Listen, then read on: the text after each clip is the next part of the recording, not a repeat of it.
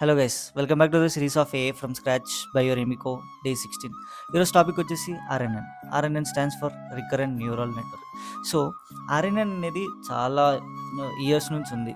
Like keyboard తెలుసు కదా మీరు అందరూ వాడేది. దాంట్లో టీ అని టైప్ చేయగానే THI NNA VA R TH అని టైప్ చేయగానే వచ్చేస్తుంది. అది యూసింగ్ ఆర్ఎన్ఎన్ వర్క్ అవుతుంది. బట్ ఎప్పుడైతే 2018లో ఈ అటెన్షన్ మెకానిజం అనే ఒక రిపోర్ట్ ఏదైతే బూమ్ అయిందో అప్పటి నుంచి RNN CNN came to the picture, ఈ మెషిన్ లెర్నింగ్ థింగ్స్ అని.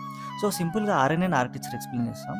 ఇది నార్మల్ న్యూరల్ నెట్వర్క్ కాదు, దీంట్లో ఎక్కువ హిడెన్ లేయర్స్ ఉంటాయి. సో హిడెన్ లేయర్స్ ఏం చేస్తుందంటే ప్రీవియస్ ఇన్పుట్ని స్టోర్ చేసి కరెంట్ ఏదైతే ఇన్పుట్ ఉంటుందో ఈ కరెంట్ ఇన్పుట్ ప్లస్ ప్రీవియస్ అవుట్పుట్తో నెక్స్ట్ వర్డ్ ప్రెడిక్ట్ చేసేస్తుంది, సింపుల్గా చెప్పాలంటే.